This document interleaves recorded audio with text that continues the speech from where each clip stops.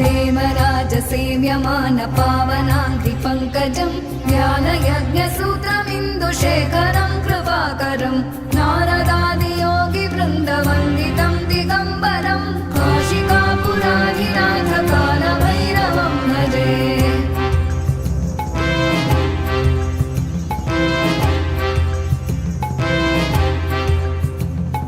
भानुकोटिभास्वरं भवाब्धितारकं परं नीलकण्ठमीप्सितार्थदायकं त्रिलोचनं कालकालमम्बुजाक्षमक्षशूलमक्षरं काशिकापुराधिनाथकालभैरवं भजे।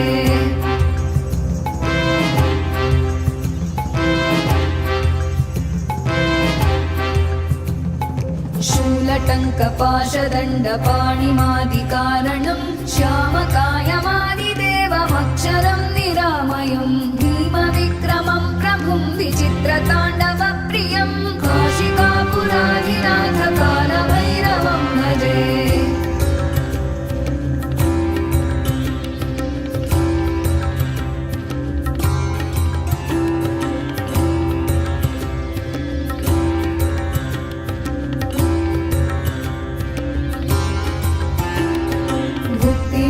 दायकं प्रशस्तचारुविग्रहं भक्तवत्सलं स्थितं समस्तलोकविग्रहं विनिक्मणं मनोज्ञहेम किङ्किणीलसत्कटिं काशिकापुराधिनाथकालभैरवं भजे।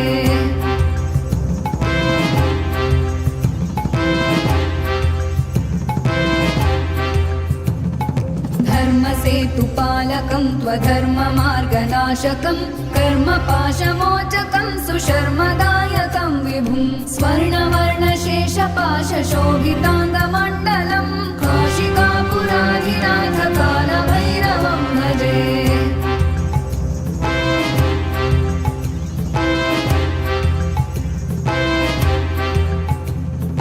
रत्नपादुकाप्रभाभिरामपादयुग्मकं नित्यमद्वितीयमिष्टदैवतं निरञ्जनं मृत्युदर्पनाशनं करालदंष्ट्रमोक्षणं काशिकापुराधिनाथकालभैरवं भजे।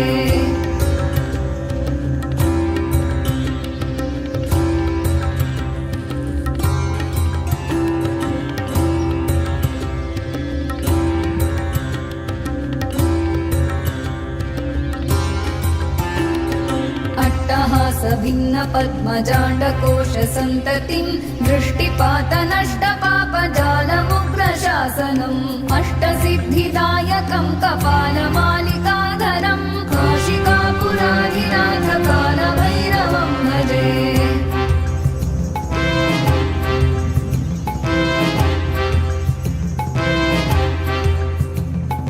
भूतसङ्घनायकं विशालकीर्तिदायकं काशीवासलोकपुण्यपापशोधकं विभुं नीतिमार्गकोविदं पुरातनं जगत् काशिकापुराधिनाथकालभैरवं भजे।